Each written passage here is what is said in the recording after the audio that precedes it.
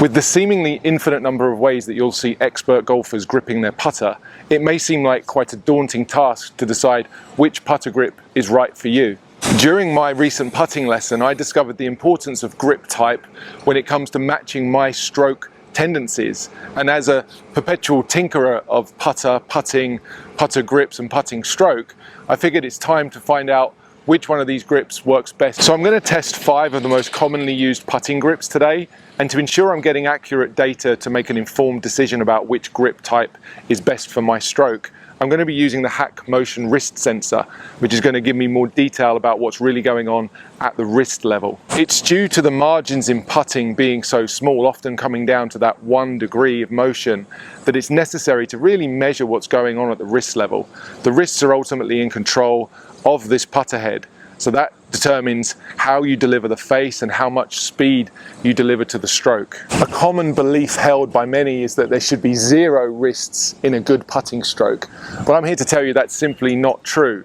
The best putters manage the motion of their wrists through the stroke, and whilst we certainly want to avoid anything that's too excessive, to suggest the wrists don't exist in putting would not be true. So we know that wrists influence the putter face, which influence where the ball goes, and how you grip the putter influences how you move the wrists. So it stands to reason we should take some time to figure out the best way to hold this. The movements of the wrist can be defined as follows. When we talk about this lead wrist, we have the extension and flexion of the wrist joint, which moves the putter primarily in this plane of motion back and through. That will have an influence on how much loft you deliver to the ball. Adding excessive extension will increase the loft. Adding more flexion would reduce the loft. That would have an influence on the strike and the quality or the ability you have to control speed. There's also a small influence that it has on the putter face. As you flex the wrist and push it more forwards, you would tend to leave the face more open than when it started. And equally, if there was excessive extension in the wrist, allowing the putter head to overtake my hands, the likelihood is that the putter face would start to move more to the left. So flexion, extension is a really important measurement of the wrist to be able to manage. Next, we have the up and down motion of the wrists, known as ulnar deviation and radial deviation. And that's going to influence the travel somewhat of the sweet spot of the putter. So adding excessive ulnar or radial through the stroke will change the direction of the putter and the path of the putter, and it's also very likely to influence where you strike the ball on the putter face. And that has a massive influence in terms of power production or power delivery to the stroke, the difference between how hard you intend to hit the ball and how hard you actually hit the ball. And then finally, a big one for face control would be the rotation of this wrist, how it rotates throughout time and space, opening the face or closing the face. This one has the most influence on the direction of the putt. It also plays quite a significant role in power production as well, because the rotation or the release, if you like, of the putter head will add speed to the stroke. So those are the 3 elements of the wrists that we're trying to manage. And as I hit these putts today and I go through these different grips, you're going to see how different grips affect the wrist in different ways, which ultimately affects the delivery of the putter head in different ways. Grip number 1 would be what I would consider standard, most used putting grip, where the hands go on the club in a very similar way to a conventional grip that you would have on your full swing. The lead hand or the left hand for a right-handed golfer would be placed at the top of the grip, trying to get the grip or the shaft of the club here to go through the middle part of the hand, running through my middle finger more or less and up through the lifeline of my palm. As I put it down on the ground, you'll see how the grip extends through the middle of my hand, somewhat up my forearm is a good place to start. Then I'm going to place my index finger and extend my index finger down the front side of the shaft with my thumb on the top.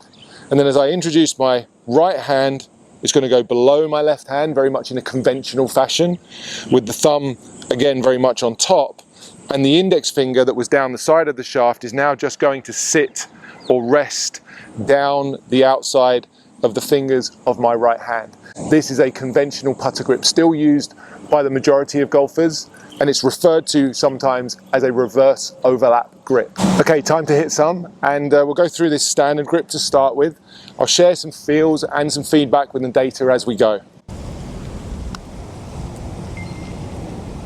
This is a grip that historically I've not enjoyed.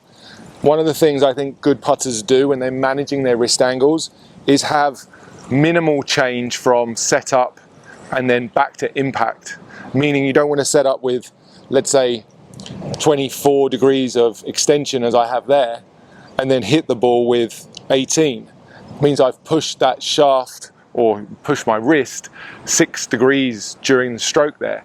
And that 6-degree change is going to influence the face, and that's going to have to be a compensation that you overcome over time, and that's dependent on whether or not you're delivering that same amount of 6-degree change every single time. So this putter grip and this putting grip for me has always felt a little bit uncomfortable, one that I've not been able to really get on with and trust on the golf course. Slightly different feel that time, which allowed me to deliver the same amount of extension both at setup and at impact. But in order to do that, I really felt I had to manipulate my hands and the stroke in a way that I didn't feel comfortable with, and there's practically zero chance I'm going to let myself do that on the golf course. So I'm going to move away from that standard grip fairly quickly, knowing that it doesn't really fit my stroke type. Despite having persevered with it for some time, I never really get comfortable over the ball, and the data when I make my natural stroke tells me that there's too much fluctuation going on at the wrist level, and that was really why this next grip came about. The next grip is often described as lead hand or left hand low for a right-handed golfer. It really means that the hands are switched around. And the reason this grip became popular, and is still popular with many successful golfers, is that having the left arm and the left hand lower on the club gets the feeling of the left arm, the left wrist being more stable, and that front side acting more like the mechanical pulley, if you like, of the stroke. One of the criticisms of the standard grip is that it allows for too much wrist motion, and I think that's where most people are trying to get the wrists out of the stroke. They believe they're not supposed to use the wrist, and as I say, we don't want to use them too much. So putting the left hand at the bottom and the right hand at the top for a right-handed golfer would be considered a left hand or lead hand low putting grip, and that lead hand low keeps the lead wrist more stable. And I've certainly enjoyed some success with this, and I noticed during my lesson last week that this grip helped me again. So place your hands on the club as the same way as before, just reverse the hands around. So now I'm going to put my right hand at the top of the grip, go down the shaft like this, again having the grip and the forearm more or less match up, and the grip going through the center of my palm. When I place my left hand at the bottom, I'm just going to put the index finger of my right hand down the fingers there of my lead hand. As I say, my feel here is that the left arm, the left wrist, and the putter itself are much more of a unit, much more of a connected radius. So we'll go ahead and hit some of these, and I tend to enjoy this grip more than the first one. Immediately that just feels like a more solid strike and a more repeatable stroke. The flexion extension numbers there are really quite stable through the stroke, from the top, from the setup to the top to the impact.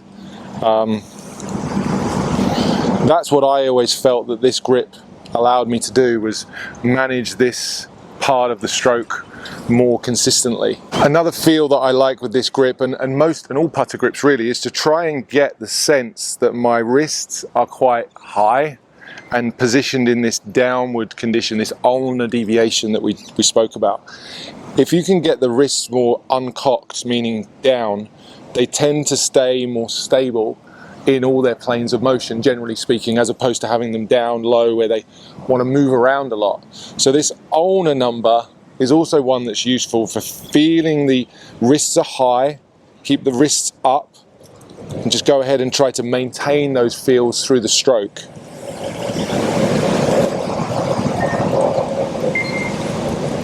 That one felt nice again. And again, the flexion extension number extremely stable.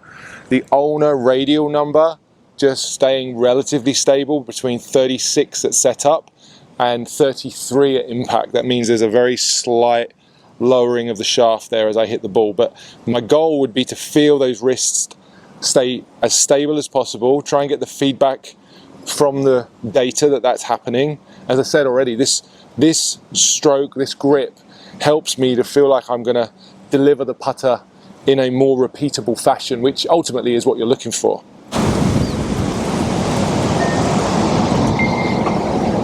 Again, very stable with the flexion extension number, and similarly pretty good with the ulnar and radial. So if you're struggling with your putting grip and you've never considered any alternative to the standard, this would probably be the recommended grip to try next. The next grip to discuss would be one that's really trying to get the hands level on the putter. And I always like this one. I used this type of grip for a long time growing up and in my early professional playing days, because it made a lot of sense to me that the hands were level on the grip. That helps with just the biomechanics of getting our shoulders more level to the ground. So often referred to as like the prayer grip, getting the hands equally or evenly apart, level, if you like. Placing the palms facing each other on the grip, and then trying to get the two thumbs somewhat next to each other. And I always like to put my index fingers down the side of the shaft. I just felt like it gave me a little bit more stability. Once again, from this down the line view, you'll see how the forearm, the grip, and the shaft more or less matched up, which I like. That helps again to keep those wrists in that more ulnar condition. And from the backside here, how you link your fingers is really a choice of whether you interlock your fingers together or just choose to overlap one hand on top of the other. But like I say, this one tends to give me much more of a feeling of the level shoulders it's set up and a symmetry that maybe doesn't exist in either of the other two strokes.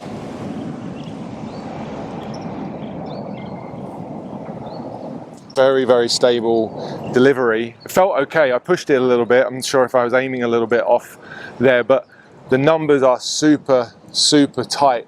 5 degrees of extension at setup and 5 degrees at impact. Very, very much the same. The ulnar radial only changed by 1 degree and the rotation didn't change at all. So I delivered the same amount of rotation throughout the stroke. That's a very stable wrist and ultimately a more stable club head. This one definitely feels more stable in the ulnar radial plane of motion as well. I feel like I can get the shaft higher. Again, flexion extension there was very stable. There was very little wobble. This one's a good one. It's one that I've gone back to at times, had success with, and then maybe when I miss a couple of putts, I go away from it maybe a bit too quickly. I like this grip. I like the theory and the logic of this grip. One thing to note on trying this grip, you're going to find that you want to get a wider, larger putter grip on your putter to be able to accommodate your thumbs somewhat side by side. Conventional small grips generally won't allow it, but as you'll know, there's a whole host of different putter grips and sizes and shapes of different putter grips. So make sure you've got something that's a little bit wider than standard, then you're going to be able to fit both your hands and your thumbs next to each other on the front of the grip. Give this one a try, let me know what you think. The final two grips I'm going to share with you are really a variation on each other, and they've developed and appeared over the last maybe 10 years or so. The first one is called the claw, and it really changes how you place this right hand on the club. So left hand or top hand is going to be conventional as per standard, but the bottom hand here, rather than having it placed where the palm is facing the target, we're going to rotate the palm and the forearm and the elbow 90 degrees so that now my palm is facing my leg, and I'm going to create this claw by pinching my index finger and middle finger with my thumb. And with that pinch, I'm going to put the thumb and the forefinger on the front or the top of the shaft, and the thumb's going to sit at the back, creating this down the line view where this right arm or right hand really works more in this plane of motion, keeping the fingers more or less pointing at the target throughout the stroke. Some variations on this, you can put more fingers on the top if it's more stable, but I really quite like this, particularly on shorter putts, in terms of, again, stabilizing that club face. One of the limitations I found trying this grip, because I've tried all of them, is that the distance control can be challenging if you don't spend enough time practicing on the longer putts. But for these short to mid-distance putts, I had a lot of success with this feeling of the arm working in this plane, like a saw almost, sawing back and forth, not having any, or minimizing and reducing that rotation component.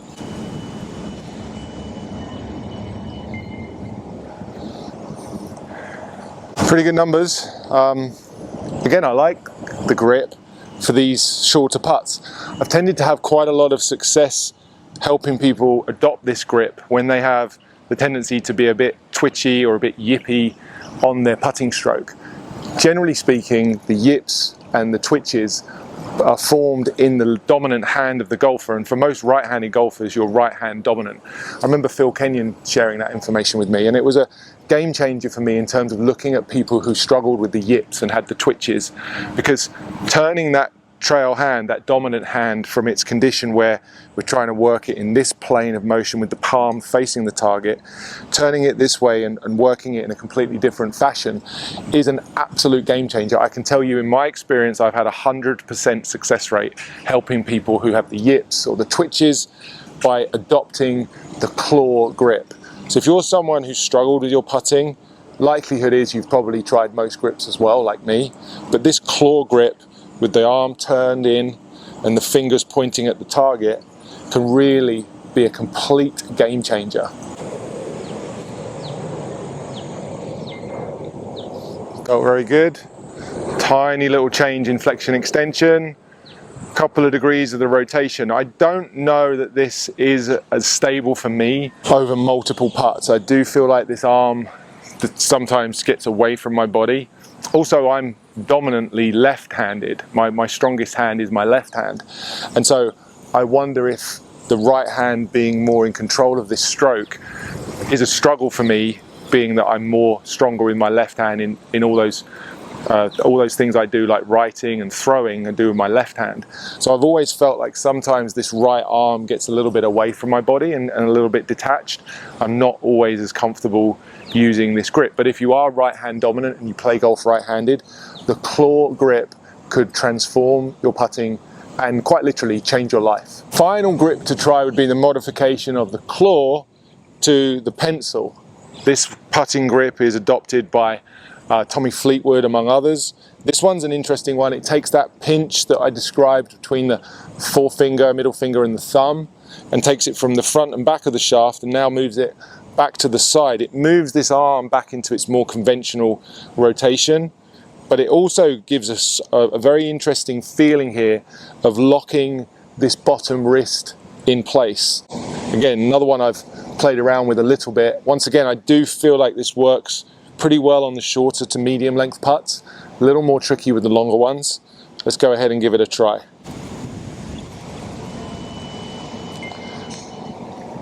Letting go of that, or as soon as that ball left the face, that felt really good. It says I closed the face, actually I rotated my wrist a few degrees there, but the strike was good and the feeling off the putter face was nice. The stability felt like it was there. We'll try that one again. Again, pretty solid off the face. Bit of a rotation thing there going on that I can't feel, but I'm closing the face more than it feels like I am. There's also a little bit more of a change in the flexion extension. So it just goes to show that sometimes feel and real don't always match up. It is important to measure this. And even if there's some discrepancy in the wrist angles throughout your stroke, it's really more a case of, are you able to reproduce those changes? Are you consistent within those ranges? That's really the key. The best putters don't eliminate their wrists completely from the putting stroke, as we discussed. The best putters manage their wrist angles, and it's a skill that you have to work on and develop. So we made it to the end of trying the 5 different grip types. I think one thing to take from this video would be that there's no absolute right or wrong here, but you do need to find a grip that suits you, that you can become comfortable with, and is able to deliver the putter in a consistent fashion. My advice would be to start here trying different grips and seeing how they feel. Oftentimes you can land upon a better grip just by going through the process of experimenting. Ultimately, I'd encourage you to seek out a professional to help you measure what's really going on. As we've said, the details in putting are so small, the margins of error are down to just 1 degree, and therefore knowing what's going on at the wrist level is really going to help you make the best choices for your putting stroke. If you are looking to take your putting training and full swing training to the next level and are considering getting a HackMotion wrist sensor, I'll put a link in the description where if you use the code RobChiniGolf, you'll get 5% off at checkout. If you enjoyed today's video and found it helpful, please hit that like button and subscribe to the channel if you're not already. If you've made it this far, guys, I'd really appreciate you getting down into the comments and letting us all know which putter grip you're using to play your best golf. If you're ready for some more putting content, then why don't you check out this video next, which is the recent putting lesson I took from Stack and Till authorized instructor Timo van Hees. Or if you're looking for more information on HackMotion, you can check out this video which I made, which describes and discusses how the wrists work in the full swing.